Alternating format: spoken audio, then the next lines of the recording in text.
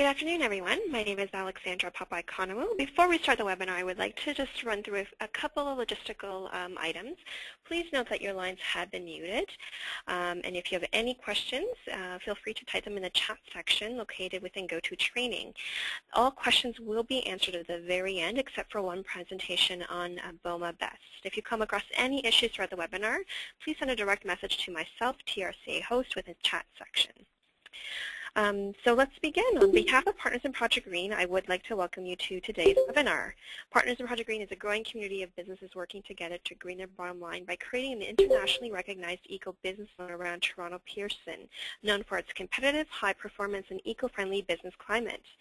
Through these regular webinars, we hope to bring the latest technologies, programs, and tools to the comfort of your office while providing a format to ask questions that will help you discover the right solutions for your operations. Partners in Project Green offers many resources to help companies along their journey to sustainability, and I encourage you to visit our website to learn more about our programs, training events, and much more at www.partnersinprojectgreen.com. This afternoon, we are exploring a topic that I find very interesting, that of which is building certifications. We're very fortunate to have speakers from Morrison Hershfield, BOMA BEST, BOMA Canada, Natural Resource Canada, and Toronto Region Conservation. We have a very jam-packed session, so let's begin. First, we have Shun from Morrison Field, and he is a lead project manager in the field of lead sustainable design, with over 15 years experience in sustainable development, energy, and construction management. Shun also brings valuable experience in various building rating systems. Shun provides sustainable design guidance and energy-efficient solutions for innovative green building design strategies. Through the integrated design process, he has worked with commercial, residential, and educational clients in all phases of the LEED process, from concept design through to construction and certification.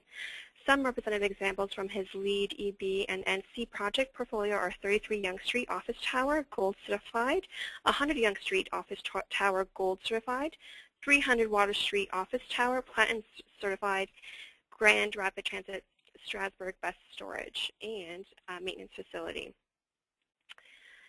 In addition to his lead experience, he has also managed BOMA BEST pursuits for office towers and has written the Introduction GTA Green Guide for the Toronto Real Estate Board for 3 consecutive years. The GTA Green Guide provides an overview of building rating systems as well as example measures for greening commercial, office, and retail developments using a pro-con analysis and cost estimates for implementation. So Chen, I'm actually going to unmute you right now and switch over to your presentation. Oh, hello. Hello. Can everyone hear me? I can hear you, yes. Great, terrific. So yes, thank you for that introduction, Alex, and again for the opportunity to do a webinar for projects and Partners in Project Green. So I'm just going to launch right into it. If you can go to the first slide. Right. So I'm with Morrison Hershfield. We're a multidisciplinary engineering firm. We work in sort of the vertical, which is buildings, and the horizontal infrastructure. I reside in the buildings group, and we have about 900 employees. So that's just a quick introduction to Morrison. Today I'll be speaking about the LEED Canada for Existing Buildings Operations and Maintenance rating system of 2009.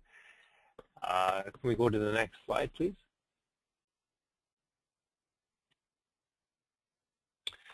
So, oh, sorry, we jumped one. Can we go back one? Okay, so just a quick TOC of today's EBOM presentation webinar. So we'll be looking at the certification body, overview and benefits, building types, and what's required for certification in terms of the criteria, the process, and the costs, and recognition and awards that one can receive from obtaining an EBOM certification. And we'll do a case study. Let's do the next slide. So the certification body for LEED EBOM is the Canada Green Building Council. It's a not-for-profit corporation. It's been in existence since 2002. You can apply for membership to the CAGBC, And there's three types. There's a corporate, a chapter, and an emerging green builders, a sort of membership. And membership entitles you to sort of discounts on events and especially for certification fees and also for registration fees for a project that you want to submit.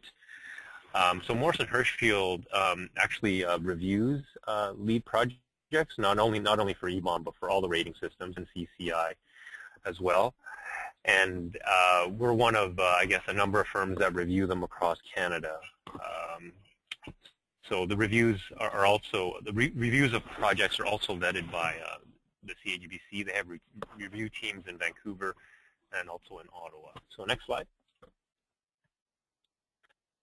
Okay, so let's talk about very briefly what is EBOM and what are the benefits, and why should you certify your building to sort of EBOM. There's a there's a quick sort of paraphrase from the reference guide. It's basically designed to certify the sustainability of ongoing operations of existing commercial and institutional buildings. 7 credit categories. 7 credit categories are available. So if we can go through them sort of quickly here, we have the that magnifying glass, which is basically a regional priority credit. The drop of water is a sort of water efficiency. The sun is energy and atmosphere, and that out of the box arrow out of the box is, as you may have guessed, is an innovation and operations credit category. And then materials and resources, the recycling symbol. The clouds there are coming out of that window are indoor environmental quality. And lastly, the twig is the with the leaves is the sustainable sites category. So some of the benefits of EBOM, I mean there are many, but just improving your building's indoor air quality. I worked on a project where we found that CO2 levels were high in certain tenant areas, and it wasn't a surprise sort of to the building managers, because the tenants were sort of heavily clustered in terms of cubicles into that space and having a number of occupants per cubicle. So they're able to sort of confirm that with testing, which is part of one of the credits for IEQ. And they're able to create a plan to sort of reduce those rates.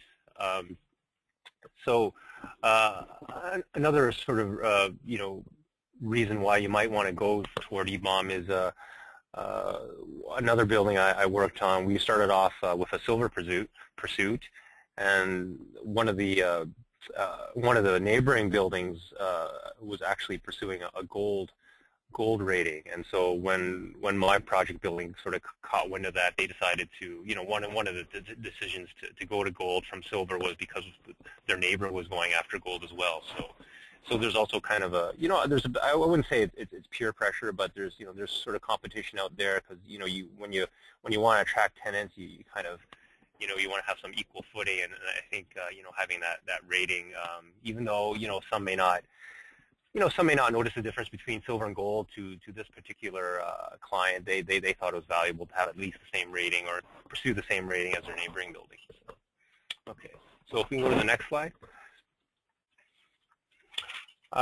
Okay, so one of the things that sets LEED EBOM apart from its sort of the other rating systems from the new construction and commercial interiors is that it's the only rating system that has what's called a performance period.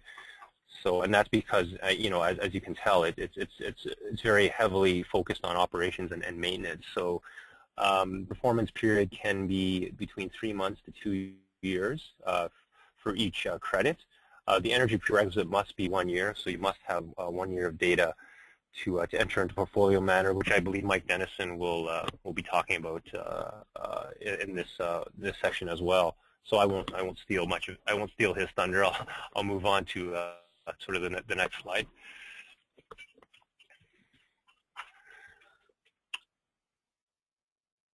Okay, so what building types are eligible for EBOM for existing building certification. So the quick answer to that is most buildings types are eligible. We have offices, retail, service establishments, institutional buildings, hotels, residential buildings, and this is all regulated by subsection 2.12 in sort of the small print of the Canada's National Building Code. And that's straight out of the LEED EBOM reference guide. Okay. So next slide. So in terms of what's required to once we've established the building type, well, what are the sort of the minimum requirements to be eligible? So there are basically 7 points. We must comply with environmental laws, complete and permanent building or space, reasonable site boundaries. The floor area minimum, you can see there's 1,000 square feet. Minimum occupancy rates. So basically, we're looking at between 50 to 90% occupied, and the definition of occupied is in the reference guide. It's part of floor area, and I won't get into all the details there because it's actually quite a long definition. Excuse me. So in terms of the energy and water usage, if you're looking at pursuing EBOM, you must have access to energy and water data from the utilities. So in a single tenant building, this is not as much as an issue, but when you run into multi-tenant buildings, you may have them separately sub-metered, and so obtaining access to that would have to go through a tenant. So there may be some issues there of access, but on the whole, that's that's required in terms of the 1 year of data. And we also must comply with a minimum building area to site area ratio. Okay, so we'll go to the next slide. Okay. So in terms of the overall process, the first step is to register a project, and that can be done through the CAGBC website. They have a schedule of fees, and so you can actually work out. They have a calculator as to what it is to start registration, and then you'll get sort of a confirmation back that your project has been registered. So then this becomes sort of, especially important now that LEED version 4 has come out, which is a newer version of I guess, 2009. And I guess I should say it's the next iteration. So LEED 2009 is being phased out along with the other rating systems of June of next year. I forget the exact date. I believe it's near the end of June. But June of next year is the sort of the sunset date for registering for a LEED 2009 project for EBOM. So after that, you'd have to register for LEED version 4, and that also includes if you are intending to pursue recertification for an EBOM building, that's also the same date. So in terms of the next step, after you register your project, then you can start gathering your documents and looking at things such as your utility bills for the Energy Star score, your water audits, seeing where your water usage is, and in terms of green policies under sort of the green cleaning credits, which is indoor environmental quality, and if you're making any alterations to your tenant space, or if any of your tenants are making alterations and they and they're happy to be part of the LEED process, getting that information as well in terms of a waste management and any sort of recycled content or regional materials they may be using in their space, as well as low VOCs for carpet and things like that. And so once you've gathered all your documentation, and you've sort of done your audits and your surveys, then you submit to the CAGBC, and they do what's called a completeness check. And that's really just done to see that you have all the boxes checked off. They don't necessarily look into detail into your submission. It's just to ensure that you've submitted what you said you submitted, and everything is there in terms of narratives and having pictures for your site and things like that. So for EBOM, there are two certifications review, sort of a first submission and a final submission. So you get I guess, two opportunities if you don't count the completeness check to provide feedback to the CAUBC and put in anything that may have been overlooked throughout the process. Now, in terms of the actual timeline, we're looking at 6 to 8 months from completeness check to certification. And that's with buildings that I've submitted sort of last year. That's been kind of the timeline. I know they've been trying to reduce that, and the CAUBC has hired more staff with the intent to bring that down, because it is a fair bit of time, half a year to sort of review the documents. But and it also depends upon how quickly you can provide feedback to the CAUBC to their comments. And then once that's completed, then your final scorecard is sent to you with your rating, whether it be sort of, as you can see, the certified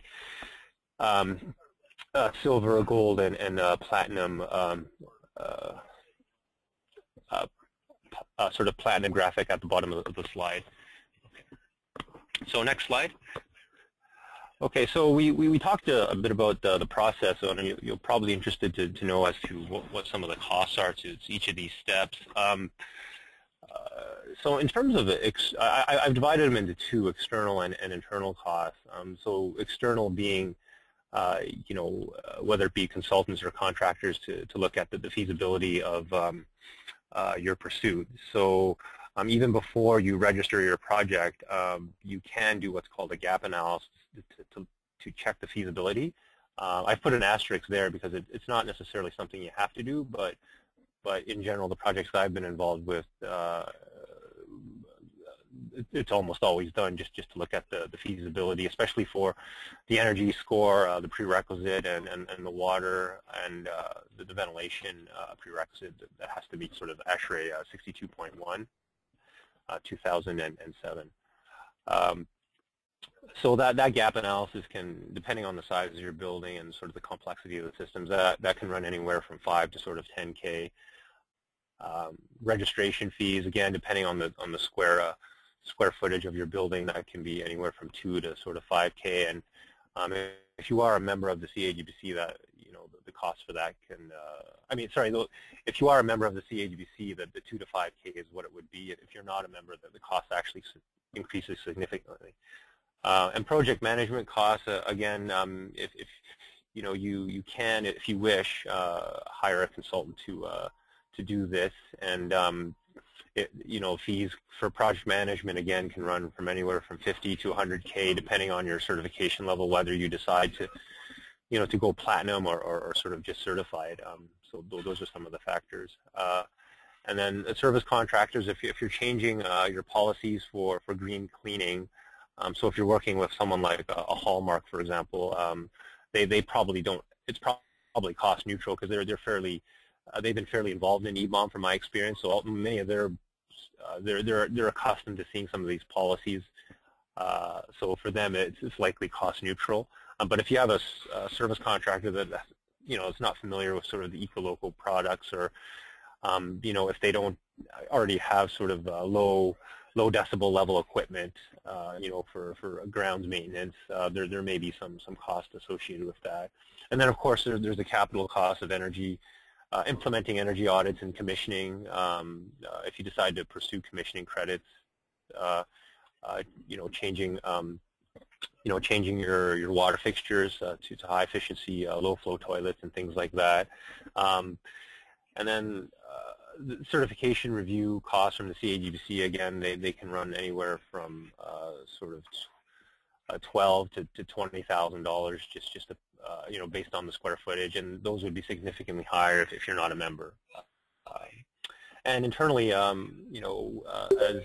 someone who's looked at EBOM, who's been involved in 3 EBOM projects from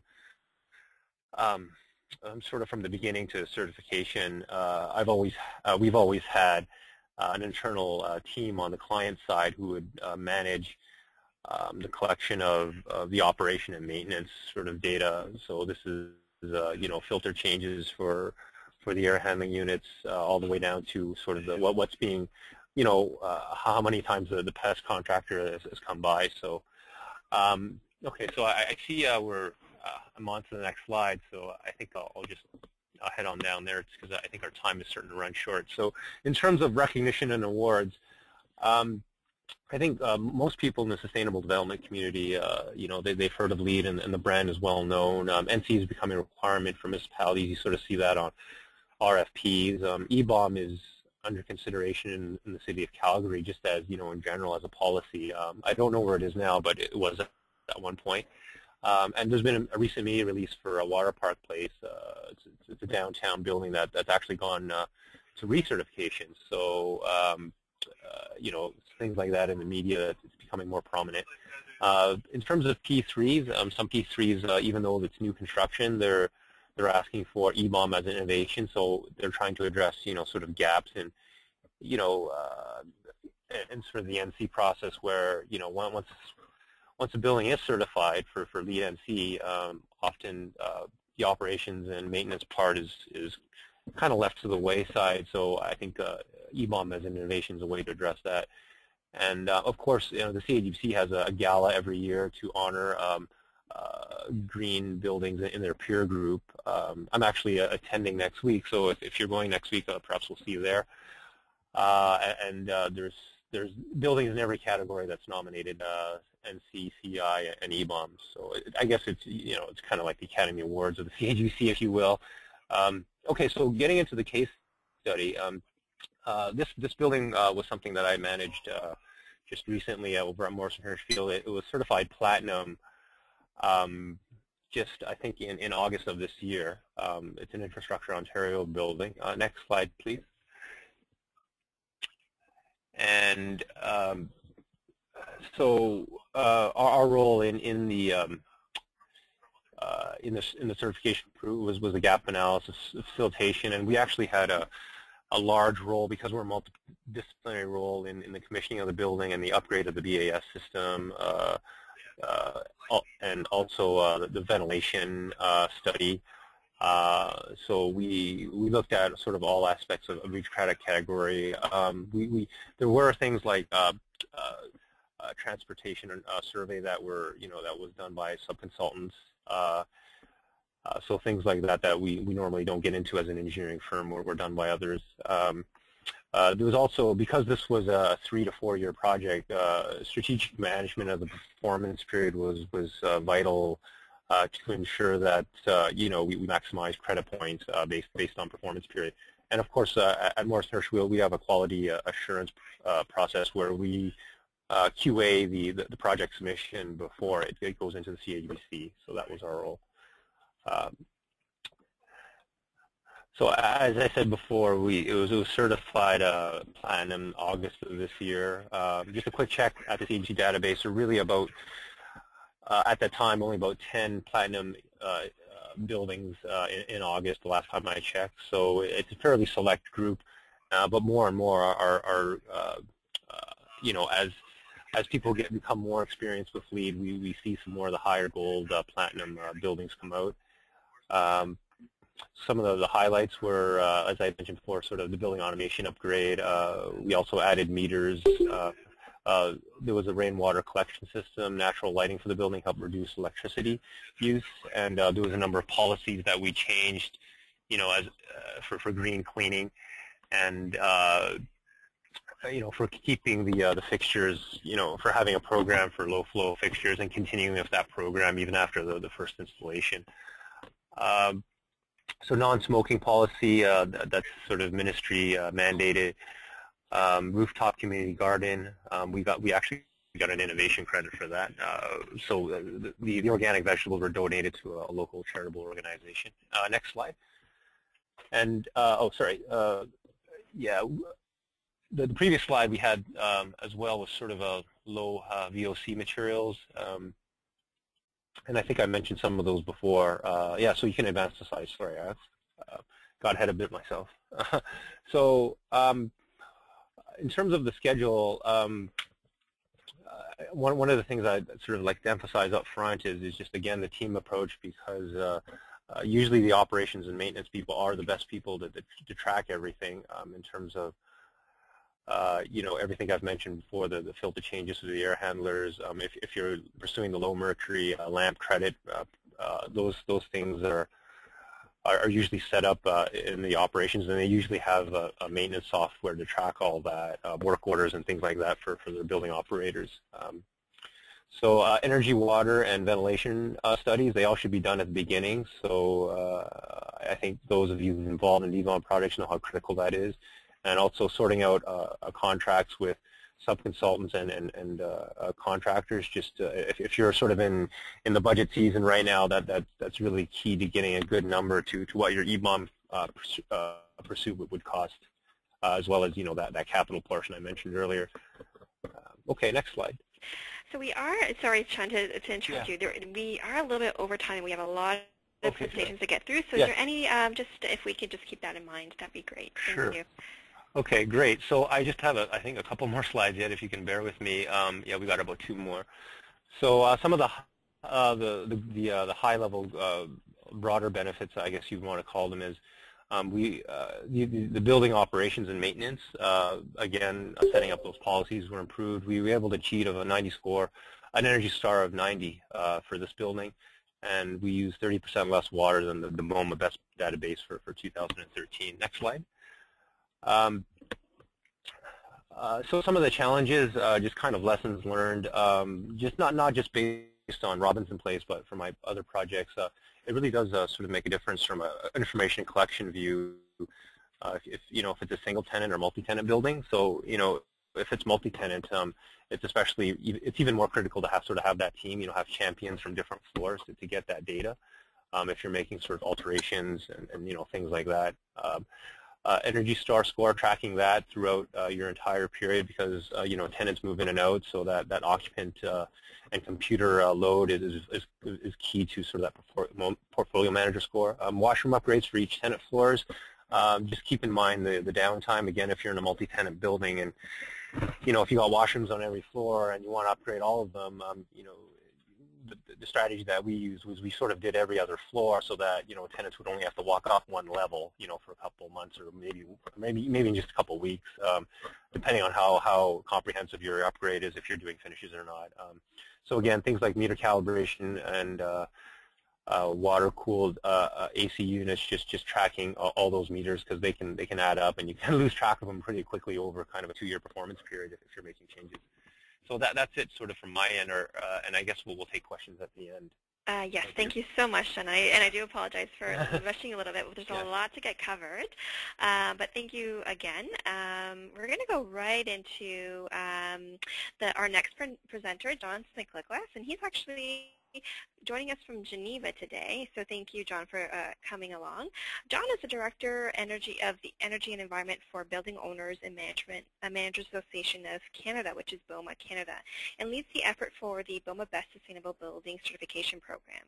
John's prior experience includes a consultant at the International Telecommunications Union and UN Development Program, the Principal Sustainability at MJRD Assessment, Director Corporate Responsibility Programs at BlackBerry, Manager Sustainable Business Practices at PricewaterhouseCoopers, and Lead Auditor Consultant at KPMG. So he has an extensive background of experience and knowledge. John holds a Bachelor of Science in Chemical Engineering from the University of Toronto, Canada, and has completed the Business and Sustainability and Climate Change programs at the University of Cambridge in the UK, and is a qualified ISO 9001, ISO 14001, and OHSAS 18001 auditor, and the author of a number of UN papers, including Toolkit on Environmental Sustainability for the ICT Sector, Sustainable Buildings Review of Mobile Handset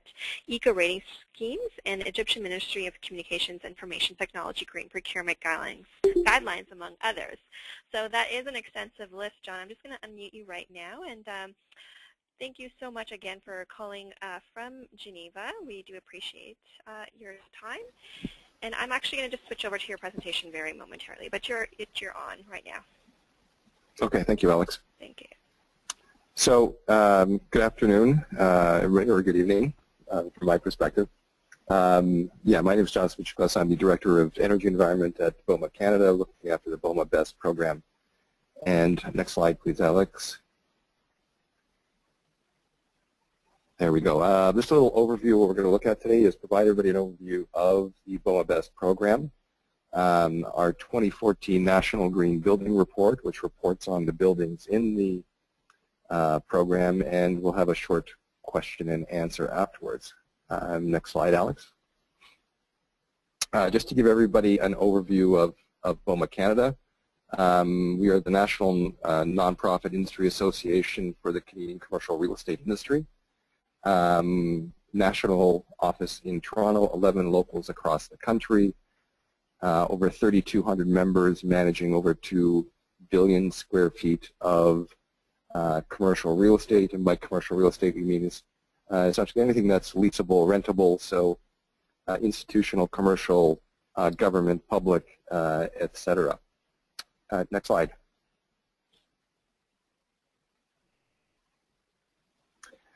So why have we developed the BOMA BEST program? BOMA BEST was developed in 2005, developed by the people at BOMA Canada, so it's a Made in Canada program, developed by the best building operators in the country. So it's a way to extend the knowledge of the people that operate buildings across the country to right across to everybody that is involved. But why? Well, mainly because the buildings that in our country, if we want to address the issues of climate change, here are some statistics that you can take a look at. But things such as a third of the energy use and a third of the greenhouse gases, et cetera, come from buildings within the country. Next slide, please.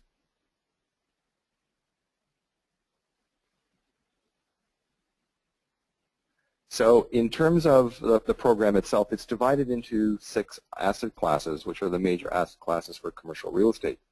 We have the traditional office buildings, what we call light industrial or warehouse space or office parks. Next slide, Alex. We have enclosed retail, shopping centers, as well as open retail, strip malls, and power centers. Next one, Alex. Multi-use residential, apartment buildings, condominiums. And in 2014, we developed a new module for healthcare, which would include hospitals, medical offices, and long-term care facilities. The program itself is, can you just scroll through here? I didn't realize that, I think, yeah, stop there. So there's 6 areas of management and performance. The program is based on implementing 14 best practices within your building, and it's applicable to every building within the country. Because it was developed in Canada, it was offered in both official languages. As we say, the idea is to transfer the knowledge of the BOMA network to the wider building operations committee. The program is what we consider accessible, user-friendly, extremely affordable. Generally, the average cost to do a BOMA BEST certification, including consultant fees, certification costs, and third-party independent on-site verification, which is very, very unique, is somewhere in the neighborhood of $20,000 to $30,000. In the 6 areas of managed performance, we look at energy, water, waste reduction, and site enhancement, which is recycling, the emissions and effluents from your building, the indoor air environment, and what we call the overall way that you manage your building. Every BOMA BEST building is required to be occupied for a year. At a 70% level, you're required to provide a year's worth of performance data, and the program operates on a 3-year cycle rather than a 5-year cycle, so that the buildings are reviewed on a 3-year cycle. Next slide, Alex. You might have to. So these are the current 14 best practices. These are mandatory for any building in the program. So you must have done a energy assessment and a water assessment. Those are generally the 2 key areas that people have external additional outside consultants look at things. Most of the rest, people will either do it themselves or developing policies. And one of the key ones that we look at is tenant communications. As the people that actually run the buildings, we understand that there's only so much that we can do, that we must have the tenants involved in doing things like reducing energy and increasing recycling rates, reducing water, etc. Next slide, Alex. The program itself is, we call it, there's 5 pillars of BOMA Best. There is initial online assessment that can be done, and that can be done actually by the building staff themselves. By going through the assessment and understanding why we're asking various questions, the building staff start to learn how to actually manage the program. When somebody has completed most of the questionnaire is then submitted for an independent third-party assessment. So you will have an independent third party come actually to the building and do a building tour, a review of the documentation, and essentially verification that the information provided is correct. We provide a certification currently at 4 levels. One, the basic, is the implementation of all the best practices, and then each of the various asset classes has a specific module developed for that asset class. And we hope, and we've actually seen, that buildings that go through the program and stay in the program have shown actually dramatic improvements in their building performance. Next slide, Alex. In terms of the total number of buildings that have gone through the program, we've had over 3,500 buildings have gone through the program since 2005, many of them more than once. Currently about 1,900 buildings are certified. Oh, can you just go through a little more there, Alex? Oh, there we go. So it's the largest program by far of its kind in the program that provides an actual certification. The program is specified, by various levels of government, including Public Works and Government Services Canada, Infrastructure Alberta, Infrastructure Ontario, Infrastructure Saskatchewan, Infrastructure Quebec. Hamilton City Hall has gone through the program. Burlington City Hall is currently going through the program. The Saskatchewan Legislature has gone through the program. The Parliamentary District, including Centre Block, has gone through the program. So it's the program specified by governments right across the country. Next slide, please, Alex. This is what we say some of the real benefits from the building perspective. It's a cost savings, engaging your tenants, differentiating yourself, and key to us really is increasing the value of the asset and mitigating the risk. Next slide there, Alex. You can go through that. Skip that. Great. And so here's a case study that was done in British Columbia, done by an independent firm, Lighthouse. And what it looked at was buildings that went through the 3-year recertification program. So after 3 years, after they'd gone through the recertification, they saw on average a 25% improvement in energy use intensity, a 30% reduction in water usage, and an 8% decrease in diverted waste. So it showed the benefit of staying in the program because it really does engage people, and sort of having that third party come in to review things sort of really lights the fire under people. Next, Alex.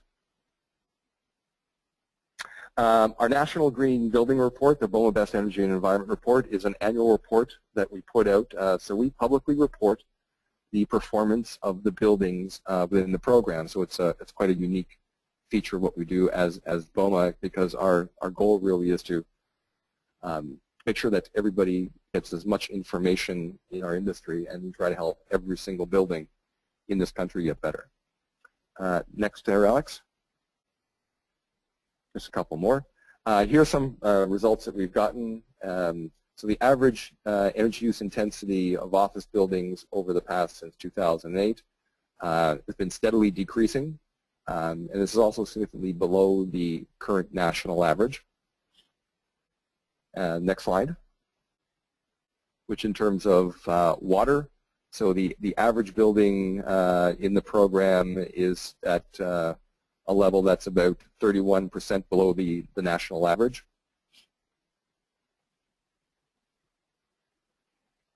And that in total is the presentation. Thank you, everybody. And as I said, because I'm overseas, if there are any questions, I'll take them now for just a couple of minutes. Yes, I did make a note to everyone to say that because you are so far away that we will be taking your questions right now. I don't have anything right now that has been asked, but any other final notes from you, John? No, there is my contact information there if anybody is looking for information afterwards. Also in the presentation is a link to our National Green Building Report. It's full of a lot of information about how the buildings have performed, case studies from people like Alberta Infrastructure and Bell Canada about how they have seen their buildings improve their performance by going through the program. Okay, perfect. And I'll include that information as well in the follow-up email to everyone. Thank you again so much, John. I hope you're having a great time in Geneva, and we look forward to connecting with you when you're back. All right. Thank you, everybody. Thanks. Bye now. Thanks. So off to our next presentation, we actually have Bob Fraser from Natural Resources of Canada. Bob is the Chief Engineering Support Services Industry and Transportation Division. He is the lead for the government's Energy Management System Support Program, as well as a member of the Canadian Mirror Committee, an organization that participated in the development of the ISO 50001 Energy Management Standard, as well as the national and international organizations dedicated to the promotion of energy management systems. Bob is a professional engineer who has been with the Natural Resources Canada for 19 years, where he has engaged in the management of energy and research programs. So I'm just going to unmute you right now. Just, Bob, if you can give me 1 second, and there you go. Hi, Bob. Are you there? Yep. Yes, I am. Thank you, Alex. No problem. We've got our presentation up now. I'd like to thank Partners in Project Green for giving me the opportunity to spend the next few minutes talking to you about the ISO 50001 Energy Management System. Perhaps you could move to the first slide, please. ISO 50001 is an energy management system. I draw your attention to this statement. Energy management system in particular. ISO 50001 is not a credentialing system. It's an energy management system. It's not the only energy management system out there. There are others such as the Energy Management Information System, known as EMIS, and Strategic Energy Management, SEM, to name two. So what is an energy management system? An energy management system, by definition, is a set of interrelated elements to establish an energy policy and energy objectives and processes and procedures to achieve those objectives. An energy management system is like any other management system in your firm. For example, every company has a financial management system. It includes a plan. We call the plan a budget. Costs are tracked against the budget. It's reviewed by management on a regular basis, and actions are taken to bring financial value to the organization. It basically touches everybody in the organization. An energy management system works in the same manner, except the currency of the energy management system is energy and not dollars. The ISO 50001 Energy Management System encourages the adoption of energy management systems as a means to continually improve your building's energy performance. In the absence of energy management systems, most commercial buildings show degradation in energy performance over time, even after advanced design, commissioning, or deep retrofits. Next slide, please. There are three goals of an energy management system. The first one is credible energy savings. You don't have to be in this game for very long to realize that people often play loose with energy savings estimates. It is the responsibility of the auditor, the responsibility of the certification body, to make certain that the organization implementing ISO 50001 is getting a return on their investment.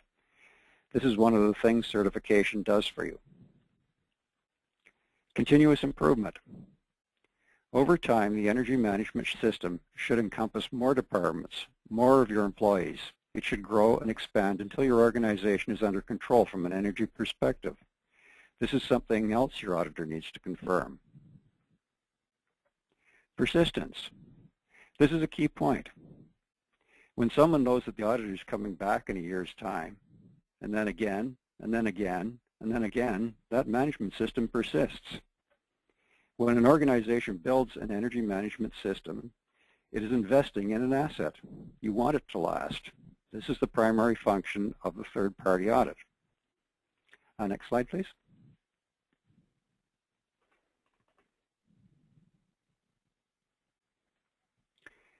The ISO 50001 approach to energy management is based on the Plan, Do, Check, Act continual improvement process. Many of you will have seen this already. It's the same with ISO 9001, ISO 14001, for instance. This slide shows how the key components of ISO 50001 map into the Plan, Do, Check, Act process. Important components of an ISO 50001 conformant energy management system include top management commitment and responsibility, an energy policy that is focused on continual improvement, an energy management team led by an energy management representative who reports directly to top management, an energy review process with an energy baseline and energy performance indicators, energy objectives and targets with action plans to achieve the objectives and targets, operational and maintenance controls, monitoring and measurement, regular communications and training to promote greater staff awareness of energy efficiency, documentation, internal audits, and top management reviews. Next slide, please. So how does it work? What does it mean you have to do as an organization if you want to implement an energy management system? Well, you would start by conducting an energy review to identify the types of energy use you have and the quantities of energy you're using and when you're using it.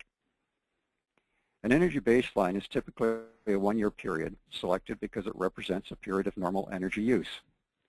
It can be normalized using variables that affect energy use, and it is used to calculate energy savings.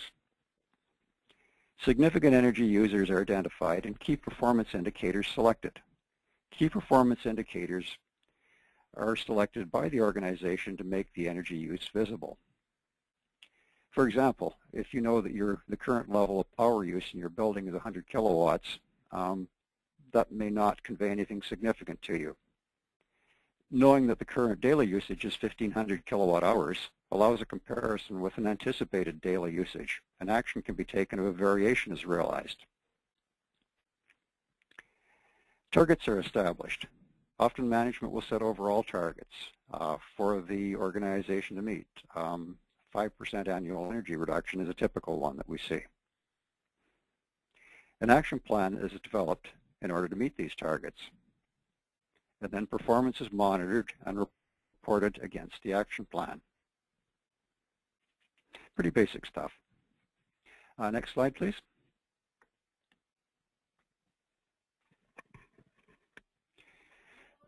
Certification is a process that occurs at the end of your energy management system implementation. Typically, the bulk of the effort is required to implement it into your business processes within your organization. The certification is probably about a one-week exercise that involves hiring a third-party auditor to come in at the once you're completed. And the certification tells you whether your system is in compliance with the ISO 50001 standard or not. Certification to the standard is voluntary. It's conducted by a third-party auditor. The certification body is accredited to conduct audits to ISO 50001 energy management systems by the Standards Council of Canada, or perhaps some other country accreditation body. The audit is normally conducted in two stages. A pre-certification audit is conducted off-site to determine if the organization is ready for the audit, and then the official audit takes place on-site. Next slide, please.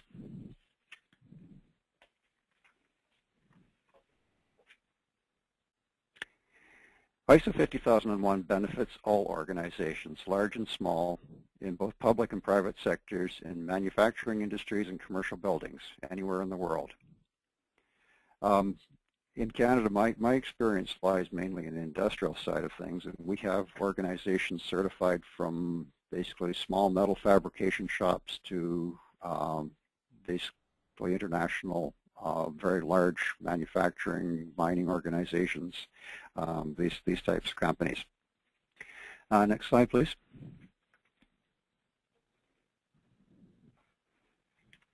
I realize I'm just touching the surface of the subject here. If you're interested in learning more about it, there's additional information available on the Natural Resources website and also the US DOE website.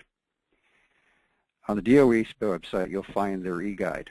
It's a toolkit designed to help organizations implement an energy management system through a step-by-step process that includes forms, checklists, templates, examples, and guidance documents. As an introduction, if you're interested in detail what you need to do and what it's going to cost your organization, that's a good place to have a look. It'll spell out the details. Next slide, please.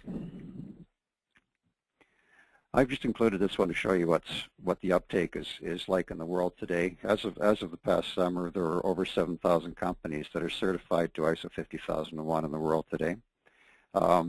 Obviously, from this graph, Germany is by far outstripping everybody else. There is a reason for that. They have an incentive program which has engaged a lot of organizations within the country and has convinced them that they should implement ISO 50001. And final slide.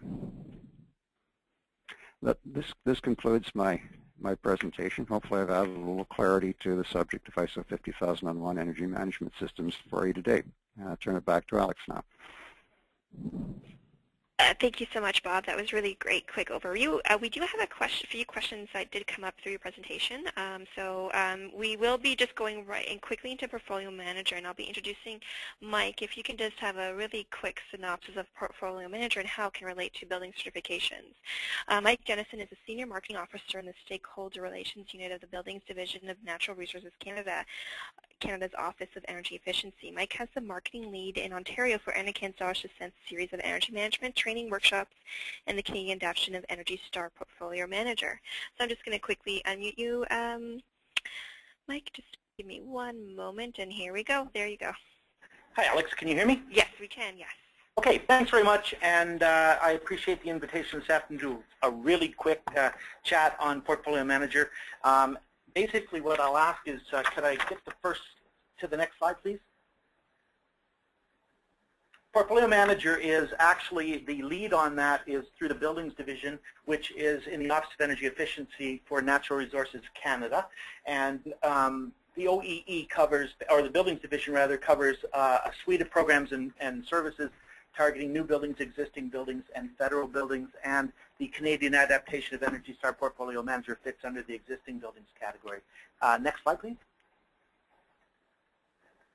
Portfolio Manager has been in existence in the United States and was developed through with the Environmental Protection Agency. It's been around for over 15 years, and it's the dominant energy benchmarking software in the United States with well over 320,000 buildings, and actually captures 45% of the total U.S. building space. It actually is underpinning a wide variety of energy and water reporting initiatives in many municipal and state jurisdictions across the U.S. Next slide, please. And I guess to that point as well, it's being considered in Canada for a number of municipalities that are also looking at energy reporting initiatives. Portfolio Manager is a benchmarking tool, and it actually speaks to organizations at a management level and a metrics level. So to put that into context, it's very good at dealing with the diagnostics and the analytics that cut across energy consumption, water consumption, and greenhouse gas emissions, but it also offers an array of reporting and tracking mechanisms that are very good to translate, especially into communication means to deal with management within a building, whether that be owners or management companies. And one key point is that Portfolio Manager is a free tool, and it's available on the internet in a secure platform. Next slide, please. Just the main attributes of Portfolio Manager is, of course, it tracks performance across energy and water and allows for historical review. And this can also be across or on a before and after upgrade and a year-over-year performance basis for energy and water. Portfolio Manager automatically normalizes for weather in Canada across 150 Canadian weather stations.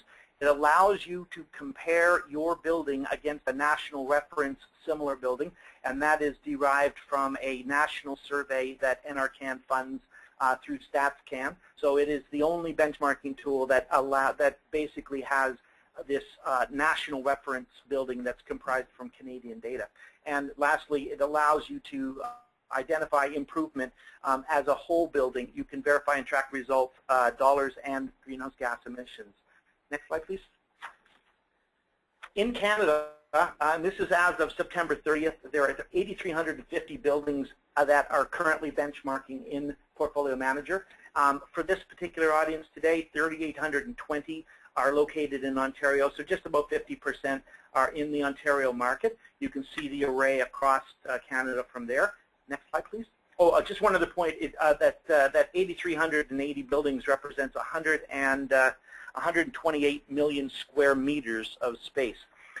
So that actually tracks out to 16% of the Canadian total commercial institutional spaces currently benchmarking in Portfolio Manager. This slide indicates quite clearly that the majority of buildings that are benchmarking the tool are office buildings, including banks, but there are an array of other building types.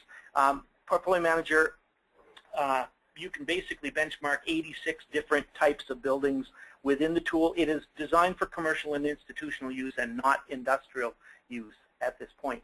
Next slide, please. I thought I'd include this as a brief picture of the major urban centers in Canada, and you can see that the City of Toronto basically captures 2,569 buildings currently benchmarking in Portfolio Manager. The chart in the upper right-hand corner indicates the square footage of what each level of building represents. So in Toronto, there's 60.7 million square meters, and I'll emphasize that is square meters of building space that's benchmarking in Portfolio Manager. By far and away, Toronto is the dominant player, but we're seeing tremendous pickup, especially in BC and Alberta. Next slide, please.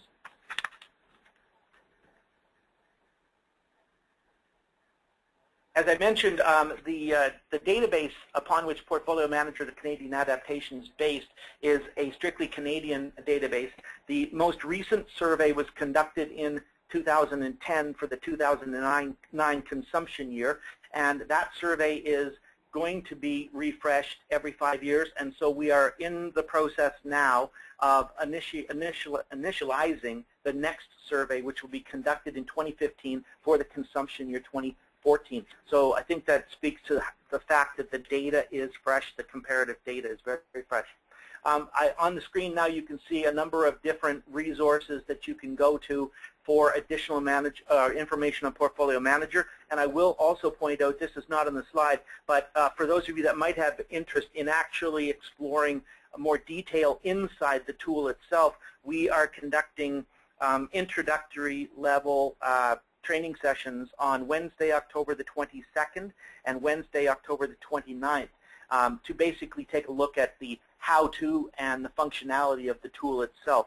And those webinars can be, you can register for those by contacting the Buildings Division Info Services either at the 1877 number or the the email address on your screen there. And that is a very quick piece, and I thank you. And yes. Over to you, Alex. Yeah, thank you so much. I know we didn't want to provide a quick introduction, and we thank you for providing that with Velocity Mike. And we actually want to provide just a quick, again, overview of the Living Building Challenge. And just because we were talking about certifications, we thought it would be wonderful to quickly review this as well. We do have some really great questions. I know we've met our time, but we will be staying on for just another few minutes to cover the Living Building Challenge in a quick moment, and then also covering some really great questions that have already come through. Just going to be introducing Ethan. Ethan, you are unmuted right now, but Ethan is the project manager at the TRCA, who's responsible for managing environmental impact assessments for green infrastructure projects located within Toronto, and he's also worked with the redevelopment of brownfield sites. Ethan is an active supporter for the incorporation of green buildings and sustainable site planning. He's a volunteer ambassador with the International Living Future Institute and is a lead facilitator for the Living Building Challenge Toronto Collaborative. Okay, you can take it on, Ethan. Thanks so much. Great. Thank you, Alex. Thank you very much for that kind introduction, and thank you for the opportunity to present on the Living Building Challenge. I will go pretty quickly here because I know we don't have much time, but my email address is on the slides here, so if anyone has more questions, please feel free to call me or email me. So the Living Building Challenge is a building and site development certification that is administered by the International Living Future Institute. It was first launched in 2006. In short, they don't call it the Living Building Challenge. There's a reason why they call it that, because it is a challenge. In my opinion, it's one of the most challenging ones in the world. It's a philosophy, it's a certification, it's an advocacy tool used for projects to go from being slightly less bad or slightly better, but to become truly regenerative.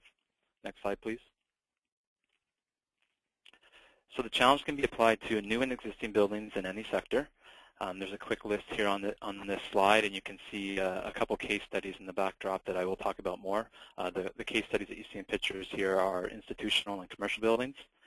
There's also what they call the Living Community Challenge, which was launched in 2014, which can be applied to neighborhoods. Next slide, please.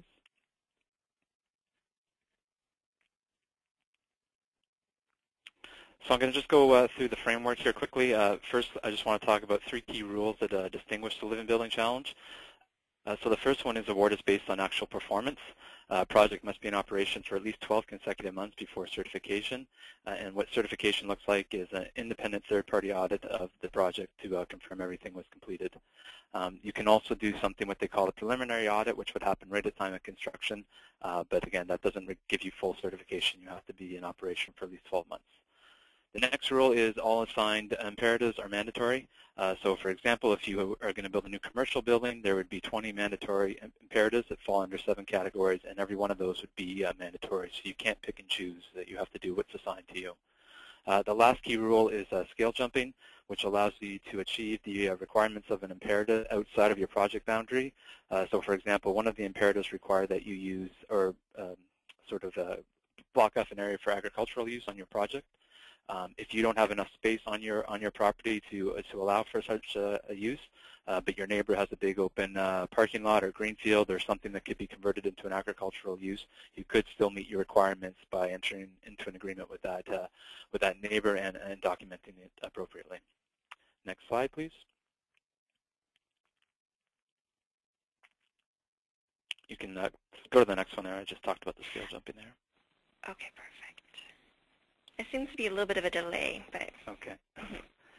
This one here gives a quick summary of all the 20 mandatory imperatives on the right-hand side. On the left-hand side is the 7 main categories, which are also known as petals in the Living Building Challenge world. So you have place, water, energy, health and happiness, materials, equity, and beauty. I don't really have time to go into all of these in detail now, but it is available on the International Living Future Institute website, or I can give you more information by contacting me. But I will just highlight the most challenging ones, which are water, energy, and materials. And for example, energy, the imperative means that you have to be producing 105% of net annual energy use and has to be done by a renewable system, and combustion is not allowed. And also one common question that I receive when I'm talking about the Living Building Challenge is bullfrog power allowed? And the answer to that is no, it's not permitted. Next slide, please.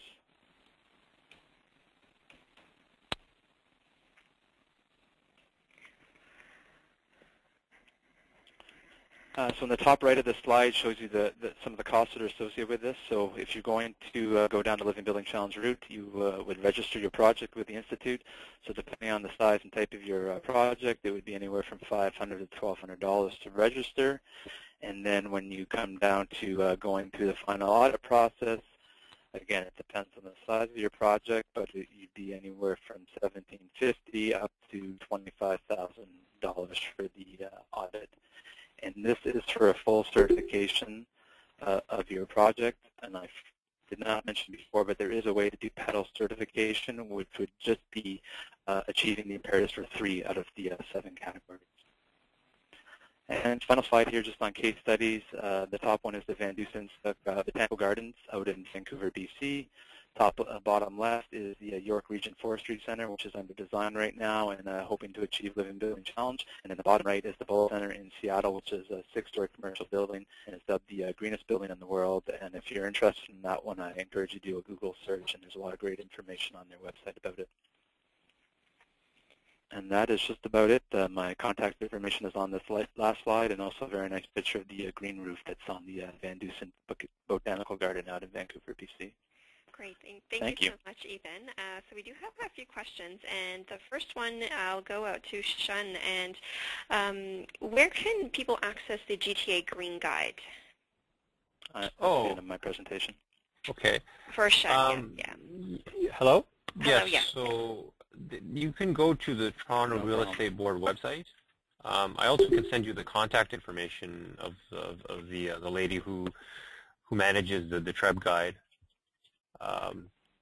Okay, and I can include that in the email that I can send out to everyone? Sure. Yes, okay, perfect. So the next question we have are, let me just scroll through here because we do have quite a few. What is the typical payback period for an ISO 50001 project? Bob, you have been unmuted.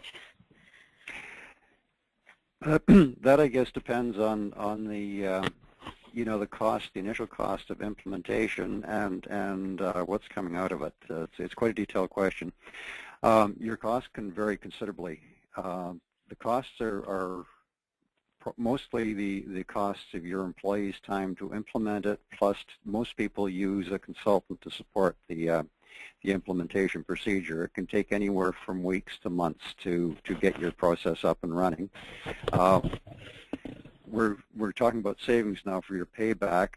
We've been following a number of implementations that have to see what kind of paybacks they're getting. The numbers are ranging kind of in the 5 to 20% range.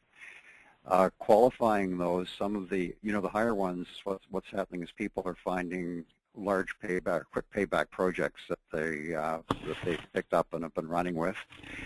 They've also been of even greater interest is where the savings are coming from in the first years of operation, and we've found out that that 75% of these savings are coming from operational projects.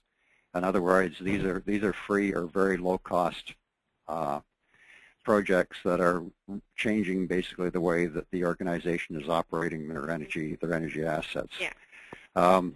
Typical paybacks that we're seeing among the case studies we're doing are kind of anywhere from 6 months to 2 years. Okay. Great. And the next question is ISO related, and it talks about how before starting the ISO certification for 50001, how do you know that you will find significant savings?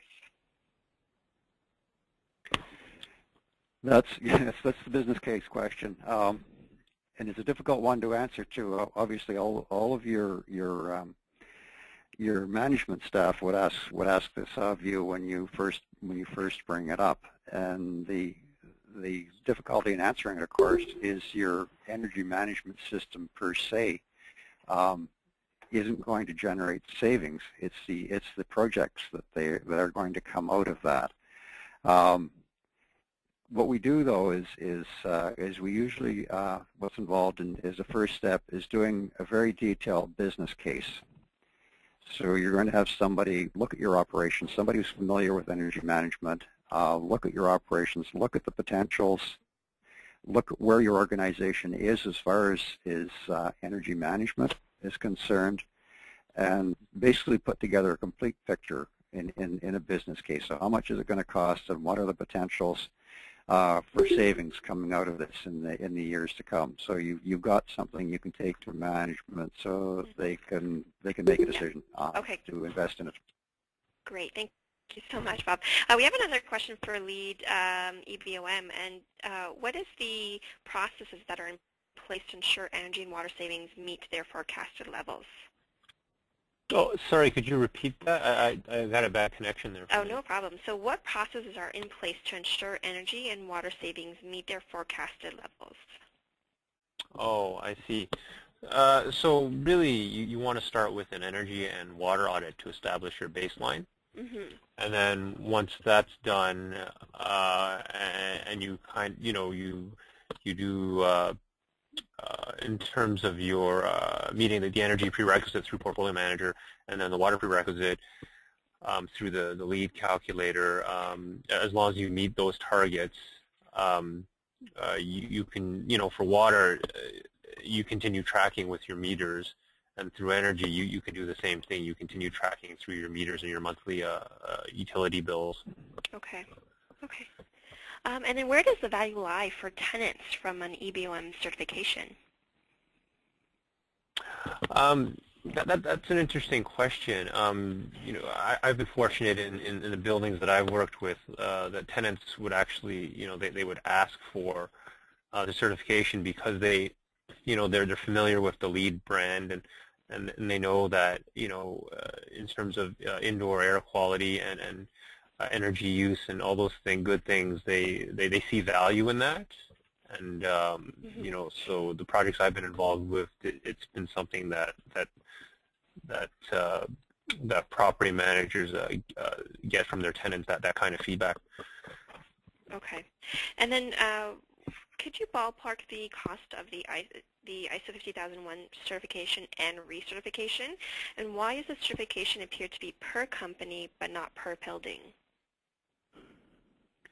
The cost of the certification, I guess, varies depending on what you need to have done, though. I mean, a typical certification would involve engaging the certification body. So you're going to probably have an auditor and a lead auditor be engaged in this for perhaps 2 weeks. So you can see that your cost isn't going to be great for that type of a certification as compared to perhaps you were working on it for 6 months to actually build your energy management system. So your staff costs, your consultants' costs will far outweigh the certification costs of the building.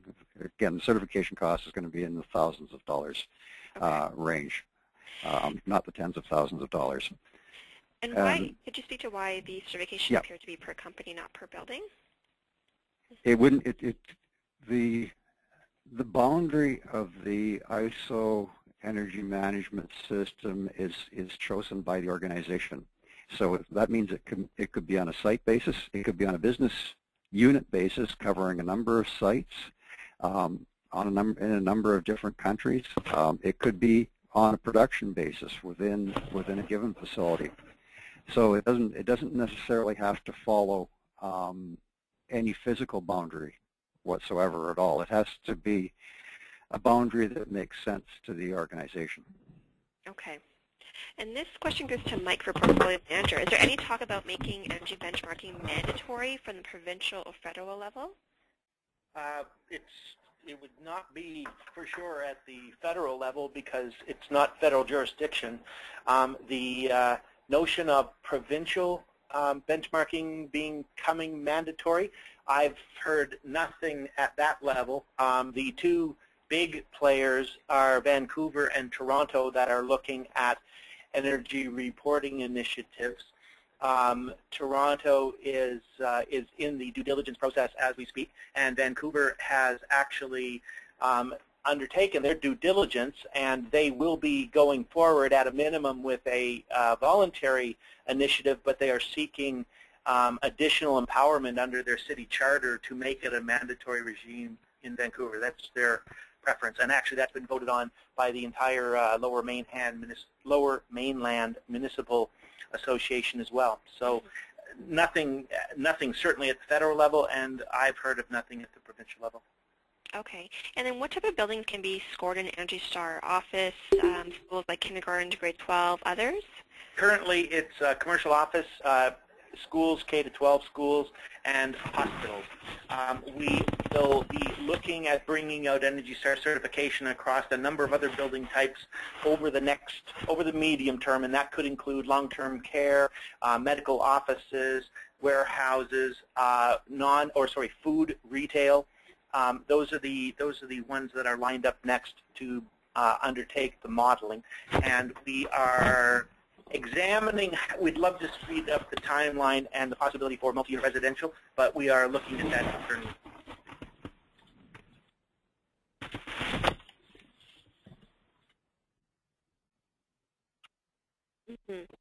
Okay, great.